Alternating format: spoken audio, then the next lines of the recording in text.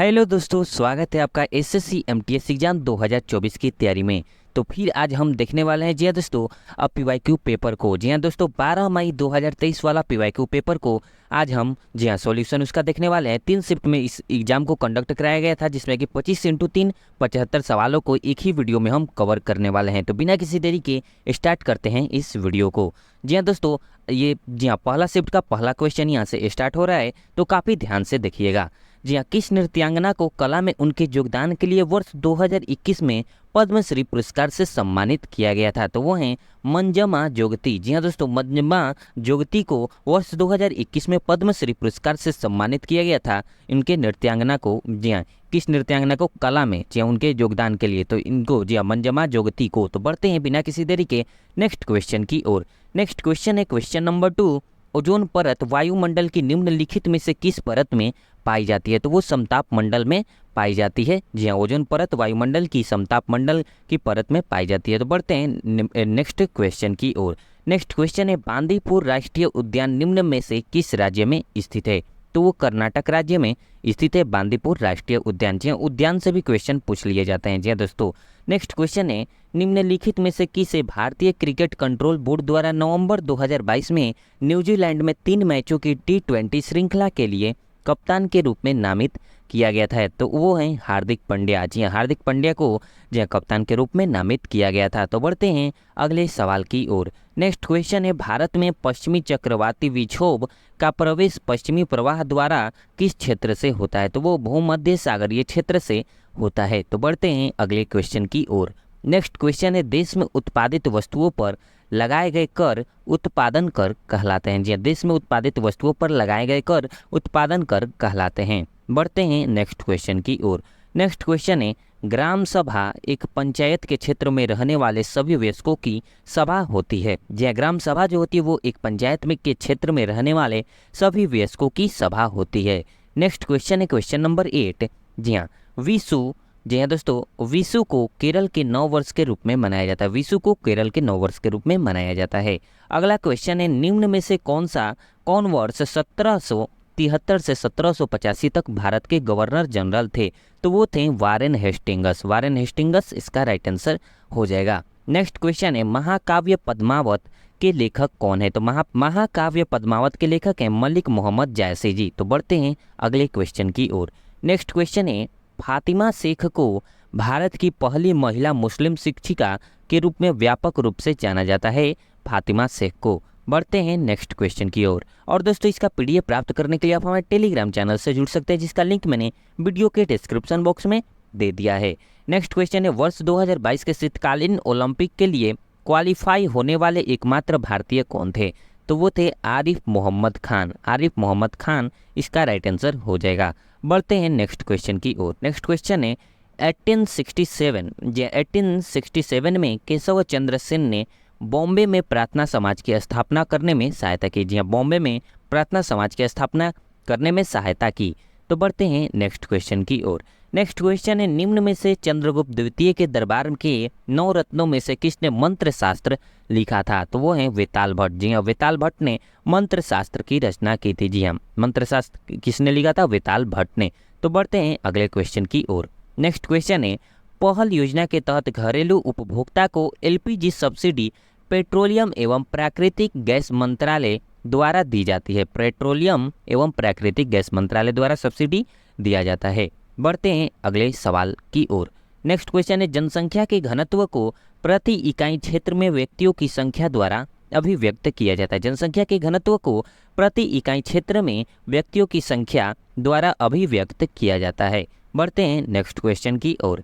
Next question है मुगल साम्राज्य के सेनापति जय सिंह प्रथम और शिवाजी के बीच पुरंदर की संधि कब हुई थी? तो वो हुआ था 1665 ईस्वी में। 1665 इसका राइट आंसर हो जाएगा। तो अगला क्वेश्चन है दोस्तों निम्न में से किस अनुच्छेद में शोषण के विरुद्ध अधिकार का उल्लेख है? तो वो है अनुच्छेद 23 to 24। अनुच्छेद 23 से 24 में शोषण के विरुद्ध अधिकार का उल्लेख मिलता है। नेक्स्ट क्वेश्चन है लौह स्तंभ कह रहा हूँ। लौह स्तंभ निम्न में से किस जगह स्थित है? तो वो दिल्ली में स्थित है लौह स्तंभ।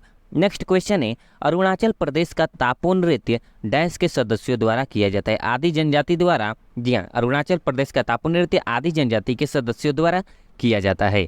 अगला सवाल है आपका, निम्न में से कौन सी एक अधातु है जो विभिन्न रूपों में पाई जाती है? तो वो कार्बन जो कि एक अधातु है वो विभिन्न रूपों में पाई जाती है।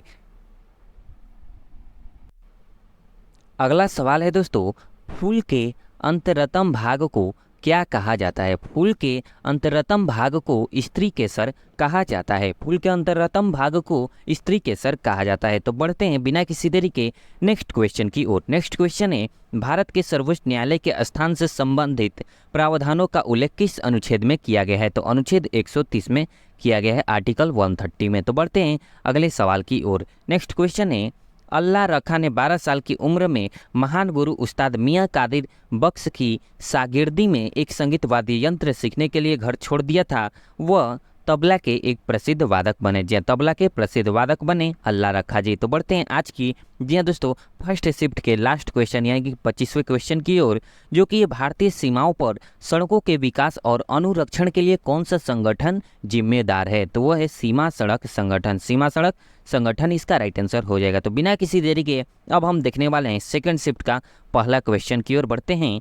विशेष रूप से निर्मित पोखरों और तालाबों में मत्स्य पालन को पीसी कल्चर यानी कि मत्स्य पालन कहते हैं। जी हाँ, विशेष रूप से निर्मित पोखरों और तालाबों में मत्स्य पालन को पीसी कल्चर यानी कि मत्स्य पालन कहते हैं। तो बढ़ते हैं क्वेश्चन नंबर 2 की ओर। क्वेश्चन नंबर 2 है शीतकालीन ओलंपिक खेल कितने वर्षों में आयोजित किए जाते हैं? तो वो हर 4 वर्ष में आयोजित किए जाते हैं, हर 4 जी प्रत्येक 4 वर्ष में। नेक्स्ट क्वेश्चन है क्वेश्चन नंबर 3, अटल पेंशन योजना के तहत पेंशन रिटर्न ग्राहक के 60 वर्ष का हो जाने के बाद दिया जाता है। जी 60 वर्ष के हो जाने के बाद दिया जाता है। तो बढ़ते हैं क्वेश्चन नंबर 4 की ओर।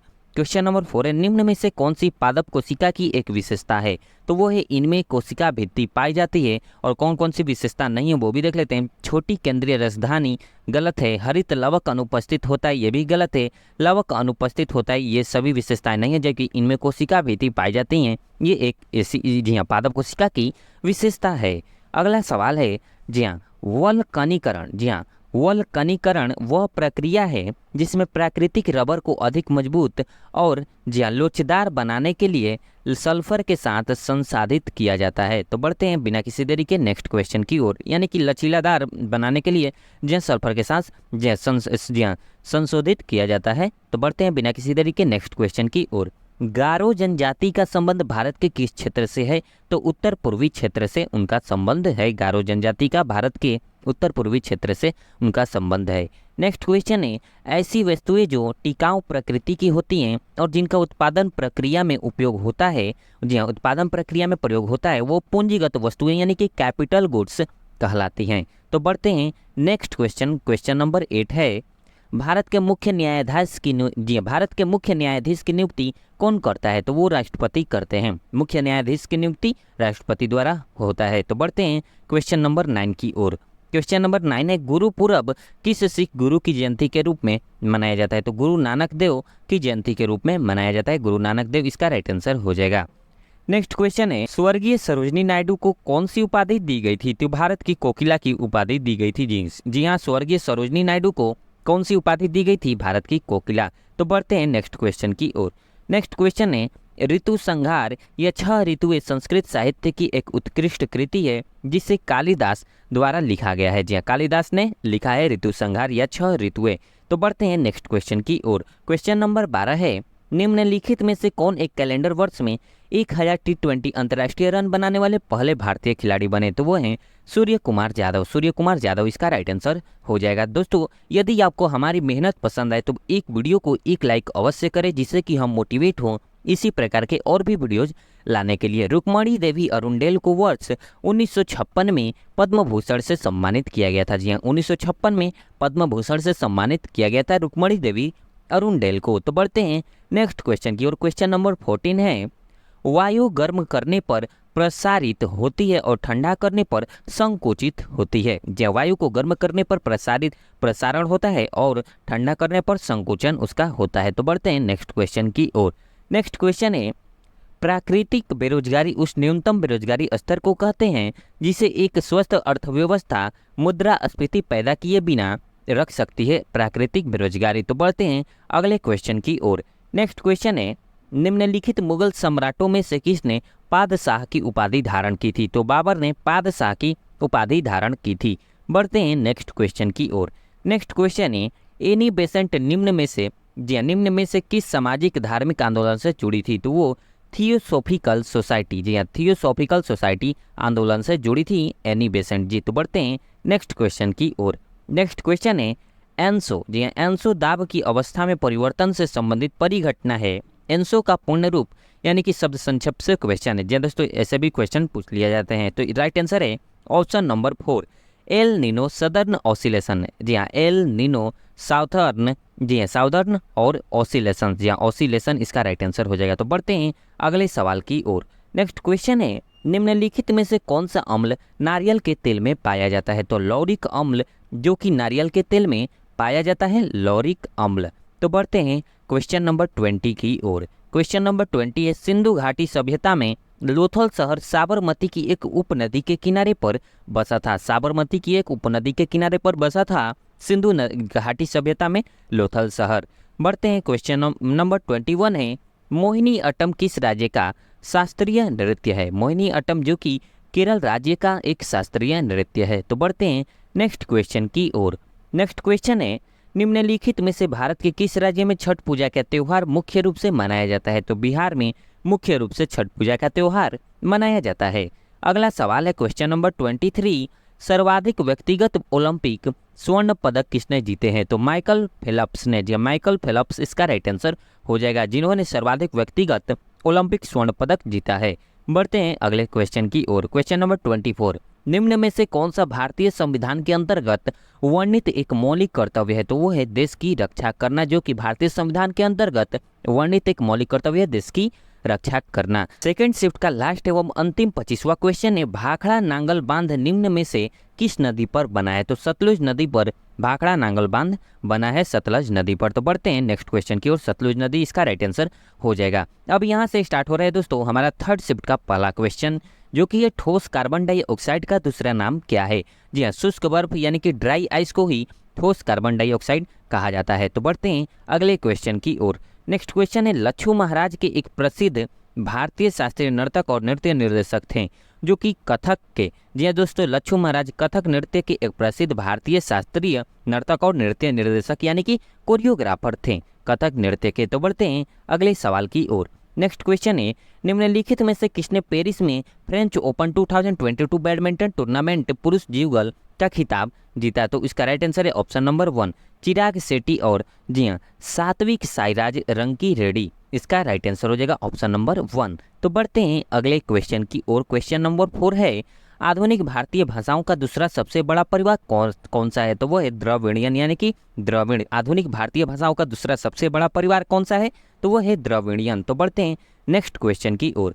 नेक्स्ट क्वेश्चन है, Bhopal gas disaster occurred in which of the following factory? तो फैक्ट्री का नाम था यूनियन कार्बाइड पेस्टिसाइड प्लांट। जी दोस्तों, भोपाल गैस त्रासदी, जिसको कि आप जानते ही होंगे दोस्तों, और भोपाल गैस त्रासदी कब हुआ था ये आप हमें कमेंट करके अवश्य बतलाइएगा। भोपाल गैस त्रासदी कब हुआ था और किस फैक्ट्री में हुआ था, यहाँ पर दिया गया है यूनियन कार्बाइड पेस्टिसाइड प्लांट में। तो बढ़ते हैं नेक्स्ट क्वेश्चन की ओर। जी हाँ दोस्तों, ड्रिबलिंग किस खेल से संबंधित है? तो बास्केटबॉल खेल से संबंधित है ड्रिबलिंग वर्ड। तो बढ़ते हैं अगले क्वेश्चन की ओर।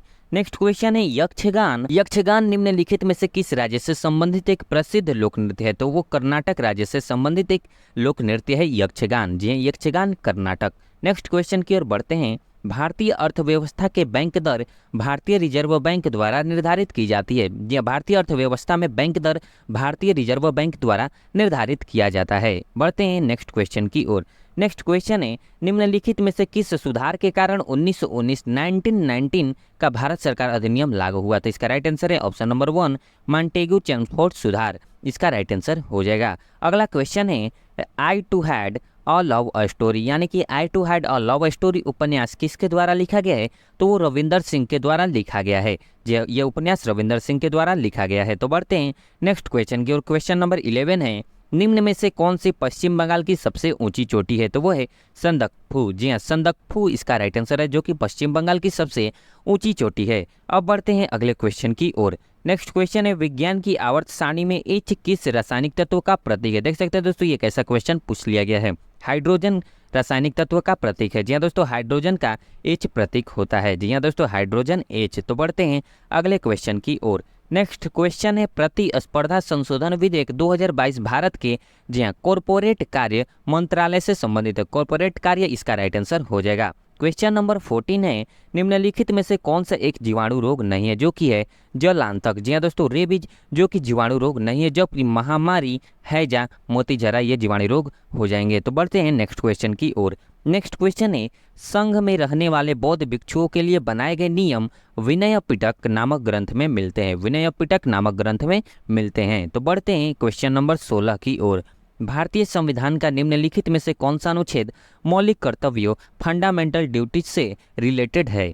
तो इसका राइट आंसर है 51A। 51A इसका राइट आंसर हो जाएगा। नेक्स्ट क्वेश्चन की ओर बढ़ते हैं। क्वेश्चन नंबर 17 है, 2022 में केंद्रीय इलेक्ट्रॉनिक और सूचना प्रौद्योगिकी मंत्रालय ने महाराष्ट्र में ग्रीन फील्ड इलेक्ट्रॉनिक्स मैन्युफैक्चरिंग, जी हाँ, क्लस्टर को मंजूरी दी। जी हाँ, महाराष्ट्र में। तो बढ़ते हैं अगले क्वेश्चन की ओर। क्वेश्चन नंबर 18 यानी कि 18वां क्वेश्चन है, भारत के पड़ोसी देश बांग्लादेश की आधिकारिक भाषा कौन सी है? तो वो है बंगाली। जी हाँ दोस्तों, भारत के पड़ोसी देश बांग्लादेश की आधिकारिक भाषा है बंगाली। तो बढ़ते हैं बिना किसी देरी के नेक्स्ट क्वेश्चन की ओर। क्वेश्चन नंबर 19 है, क्वेश्चन नंबर 19, सिक्किम में लोसर का त्योहार 9 वर्ष के रूप में मनाया जाता है। यह तिब्बती चंद्र कैलेंडर के पहले महीने के पहले दिन मनाया जाता है। सिक्किम में लोसर का त्योहार तिब्बती चंद्र कैलेंडर के पहले महीने के पहले दिन मनाया जाता है। नेक्स्ट क्वेश्चन है क्वेश्चन नंबर 20, किसने बदायूं, जी हाँ, किसने बदायूं 1197 से 98 ईस्वी पर कब्जा करके इल्तुतमिश को वहां के पहले मुस्लिम गवर्नर के रूप में नियुक्त किया? तो कुतुबुद्दीन ऐबक किसका राइट आंसर हो जाएगा। तो बढ़ते हैं अगले क्वेश्चन की ओर। क्वेश्चन नंबर 21 है, अखिल भारतीय मुस्लिम लीग का गठन ढाका में वर्ष 1906 ईस्वी में हुआ था। 1906 ईस्वी इसका राइट आंसर हो जाएगा। नेक्स्ट क्वेश्चन है, निम्नलिखित में से किसका संबंध तबला से नहीं है? शकूर खान का संबंध तबला से नहीं है, जबकि साबिर खान, ज्ञान प्रकाश घोष और संदीप दास का संबंध तबला से हो जाएगा। तो नेक्स्ट क्वेश्चन की ओर बढ़ते हैं। क्वेश्चन नंबर 23 यानी कि 23वां क्वेश्चन है, भारतीय संविधान के निम्नलिखित में से किस अनुच्छेद में भारत के महान्यायवादी का प्रावधान है? तो वह है, जी हाँ, आर्टिकल 76 में। जी हाँ, आर्टिकल 76 इसका राइट आंसर हो जाएगा। अगला क्वेश्चन है 20 नंबर 4 यानी कि जी 24, प्रीत एक ऐसे महासागर के बारे में लिखती हैं जो उत्तरी अमेरिका को यूरोप से अलग करता है। यह कौन सा महासागर है? वो है अटलांटिक महासागर, जो कि जी हाँ दोस्तों उत्तरी अमेरिका को यूरोप से अलग करता है, अटलांटिक महासागर। जी हाँ दोस्तों, आज के थर्ड शिफ्ट का लास्ट एवं अंतिम 25वां क्वेश्चन है, जो कि है राजस्थान के माउंट आबू में दिलवाड़ा मंदिर जैन मंदिर शैली का एक जीता जागता उदाहरण है। जी जैन मंदिर शैली का एक जीता जागता उदाहरण है। तो दोस्तों आप हमें कमेंट करके अवश्य बताइएगा कि तीनों शिफ्टों के 25 क्वेश्चंस में से आपका कितना क्वेश्चन सही हुआ। और वीडियो पसंद आया हो आपको, यदि हमारी मेहनत पसंद आई हो, तो वीडियो को एक लाइक अवश्य कीजिएगा हमें मोटिवेट करने के लिए। और इसी प्रकार के जीके और इंग्लिश के प्रैक्टिस सेट लगाने के लिए आप हमारे चैनल को सब्सक्राइब करके बेल आइकन को ऑल पर क्लिक कर लें, जिससे कि समय समय पर नोटिफिकेशन आपको मिलते रहेगा।